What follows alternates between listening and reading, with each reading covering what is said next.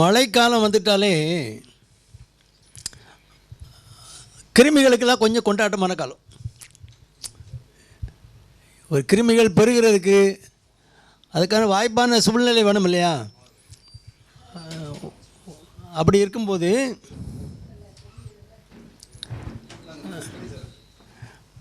கிருமிகள் வந்து பெருகிறதுக்கு ஒரு வாய்ப்பான காலம். ஏன்னா அந்த கிளைமேட்டிக் கண்டிஷன் ஒன்று. ரெண்டாவது, அந்த மான்சூன் அங்கே ஆரம்பித்து இங்கே வருது. மும்பையில் ஆரம்பிக்குது, அங்கேருந்து அப்படியே ஸ்ப்ரெட் ஆகி இங்கே வருதுன்னா இந்த மான்சூன் முடிஞ்சு இந்த மான்சூன் வருது. வைரல் டிசீஸ் ரொம்ப காமன். வைரஸ் வந்து ஃப்ளூ வைரஸ்னு சொல்லுவோம், இன்ஃப்ளூயன்ஸா வைரஸ். ஃப்ளூ வைரஸ் வந்து நிறைய வேரியண்ட் இருக்குது. இப்போ கொரோனாவில் வேரியண்ட் வந்ததில்லை, வித்தியாசமான வைரஸ் எல்லாம் வந்ததில்லை, கொரோனா 2, 3லாம் வந்ததில்லை. அதே மாதிரி இதுலேயும் வேரியண்ட் இருக்குது. ஒரு வைரஸ் அங்கே ஆரம்பிச்சுன்னா இப்போ தான் இன்றைக்கு காலையில் மும்பையில் இருப்பான், 4 மணி நேரம் கழிச்சு இங்கே வந்து நிற்பான். கொரோனா பரவுற மாதிரி தான் இதுவும் பரவும்.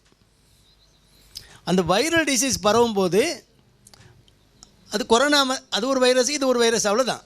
இதுவும் ரைனோ வைரஸ் தான். மூக்கு தொண்டையில் உள்ள அந்த சளியை தும்மல் போடும்போது உள்ள நீர்த்துகள்கள் இது மூலமாக பரவுகிற ஒரு வியாதி. அதனால் ஈஸியாக பரவிடும். ஒரு ஆள் நீங்கள் ஒரு சளி பிடிச்ச ஆள் நம்ம முகத்துக்குள்ளே உட்காந்து 2-3 தடவை தும்மல் போட்டாருன்னா அவ்வளோதான், நம்ம சொல்லி முடிஞ்சோம் நாளைக்கு, அவ்வளோதான். இங்கே 10 பேர் இருக்கான், நான் இவருக்கு வந்து தும்மினாருன்னா அவ்வளோரும் சொல்லி முடிஞ்சான். கிட்டத்தட்ட 4-5 பேர் முடிஞ்சான். நாளைக்கு தும்மிக்கிட்டு மூக்கு பிடிச்சி வந்துட வேண்டியதான். வைரல் டிசீஸில் எல்லாமே ஹை ஃபீவர் தான் வரும். 103, 104 டெம்பரேச்சர் பார்த்தோன்னே சொல்லலாம் வைரல் இன்ஃபெக்ஷன் சொல்லிடலாம். வைரஸ் வந்து போன பிறகு இப்போ ஒரு சிங்கம் வருது, ஒரு பெரிய எருமையை பிடிக்குது, கடிச்சு குதறி அது கொஞ்சம் போல சாப்பிட்டுட்டு போயிடும். இப்போ இந்த நாய் நரிகள்லாம் அங்கே பார்த்துக்கிட்டே நிற்கும். இந்த சிங்கம் தூரம் போனது குத்து குத்தாக ஓடி வரும், வந்து கண்ணா முன்னாடி பிச்சு தின்ட்டு போயிடும். அதே மாதிரி ஆப்பர்ச்சுனிஸ்டிக் இன்ஃபெக்ஷன். அந்த வைரஸ் வந்து அந்த மூச்சு குழாயை வந்து புண்ணாக்கிரும். புண்ணாக்கின அப்புறம் ஆட்டோமேட்டிக்காக எதிர்ப்பு தன்மை குறைஞ்சி போய் தான் இருக்கும். அங்கே இந்த பாக்டீரியாக்கெல்லாம் அந்த ஒரு சந்தர்ப்பத்தை எதிர்பார்த்துக்கிட்டு இருக்க காற்றுல இருக்க பாக்டீரியாக்கெல்லாம் உள்ளே போய் அவால் குடியேறிடுவாங்க.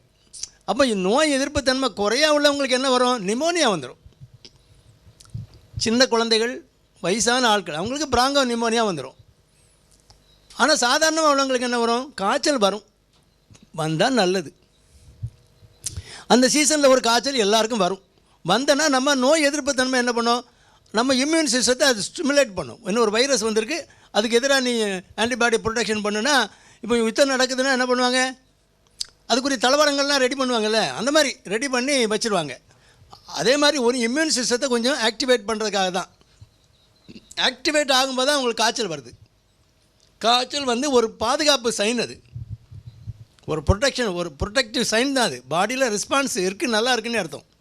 இம்யூன் சிஸ்டம் நல்லா இருக்கவங்களுக்கு தான் ஃபீவர் ஹையாக வரும். ஒரு 2 நாள் 3 நாள் காய்ச்சல் இருக்கும், அதை தாங்கிக்கலாம், ஆன்டிபாடி ப்ரொடெக்ஷன் நல்லா ஆகிடும். அப்புறம் அந்த வைரஸ் நமக்கு இந்த சீசனில் வராது. இப்போ எனக்கெலாம் சீசன் ஆரம்பிக்கிறதுக்கு ஒரு மாதத்துக்கு முன்னாலே முதல்ல வந்துடும். வந்து நான் ஒரு மாதிரி 2 நாள் அப்படி ஒரு மாதிரி சமாளித்து ஊசி போட்டு ரெடி ஆயிடுவேன். அடுத்தால வரப்போகுது சீசன், மக்களுக்கு ட்ரீட் பண்ணுறதுக்கு நீ ரெடி ஆகிடுடா அப்படிங்கிறதுக்கு ஆண்டவன் முதல்ல என்ன கொடுத்துருவான்.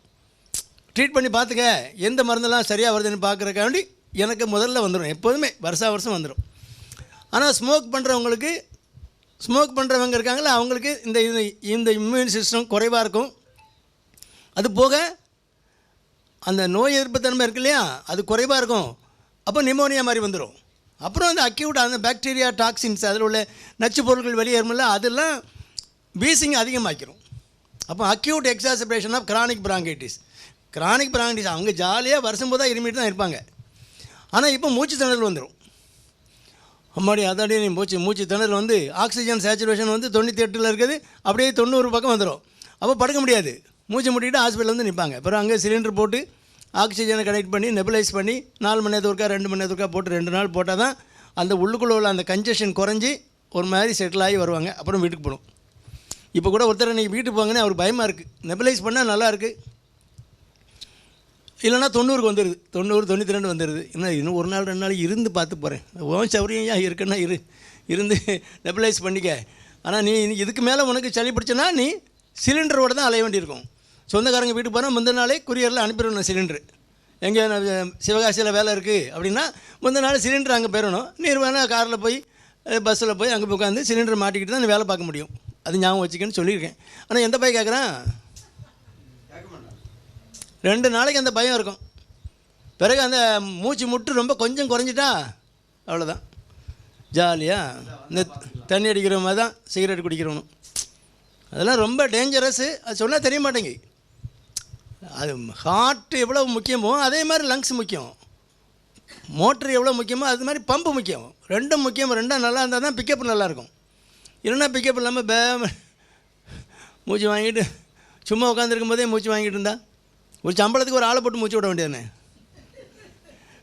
அதுதான் வெண்டிலேட்ரு. சம்பளத்துக்கு ஆள் இருக்குது மூச்சு விட்றதுக்கு. வெண்டிலேட்டரில் மாட்டி விட்டு அதானே சம்பளம்.